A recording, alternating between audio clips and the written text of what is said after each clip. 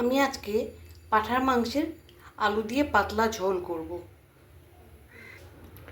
তার জন্য স্বাদ মতো নুন, হলুদ, জিরে গুঁড়ো, কাশ্মীরি লঙ্কার গুঁড়ো, ধনে গুঁড়ো সমস্ত কিছু নিয়ে আমি মাংসে দিয়ে দিলাম।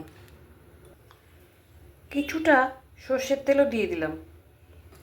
মাংসটা আমি ভালো করে মেখে নেব। এবার সবার প্রথমে তেল গরম করে মাংসের যে আলুগুলো দেব সেগুলো লাল লাল করে ভেজে নেব। স্বাদ মতো নুন ও হলুদ দিয়ে দিলাম।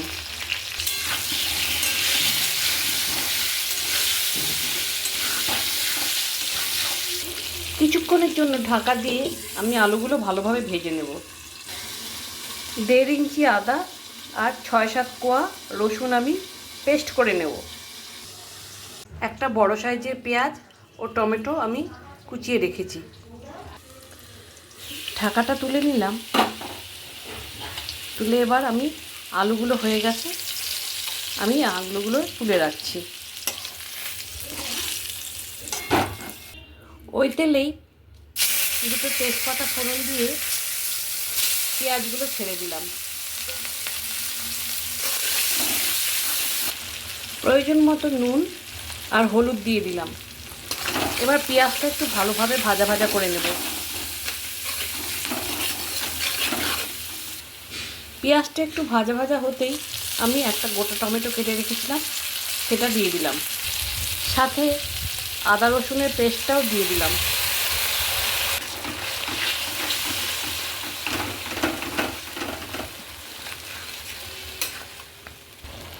সামান্য হলুদ দিয়ে দিলাম আর অল্প নুন দিলাম।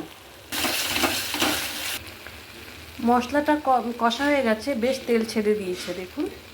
এবার আমি মাটনটা দিয়ে দেবো।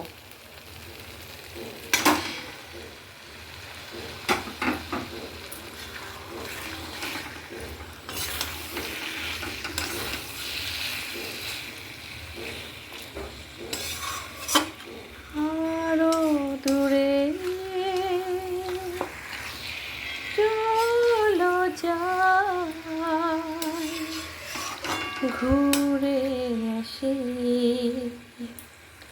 মনি কাছাকাছি তুমি আছো আমি আছি, পাশাপাশি ঘুরে আসি। দেখবেন সদ্য কোথাও ঘুরে আসলে মনটা উড়ুই থাকে, তখন মনে আবার একটু ঘুরু ঘুরু করে আসি। আপনাদেরও এরকম লাগে কিনা বলুন।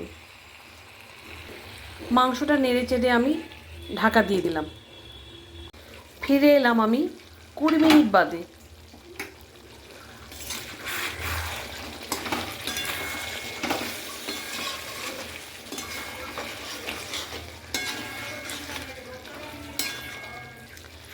আবারও আমি বেশ খানিকক্ষণের জন্য ঢাকা দিয়ে দিলাম।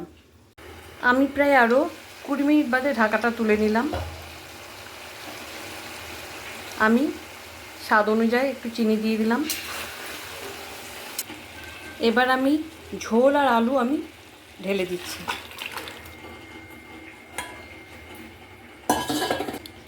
যতক্ষণ না আলু আর মাংসগুলো ভালো মতো সেদ্ধ হয় ততক্ষণ আমি ঢাকা দিয়ে গ্যাস কমিয়ে রেখে দেব। আমি 3টে কাঁচা লঙ্কা, 1 চামচ ঘি আর খানিকটা গরম মশলা দিয়ে দিয়েছি। এবার আমি নামিয়ে নেব।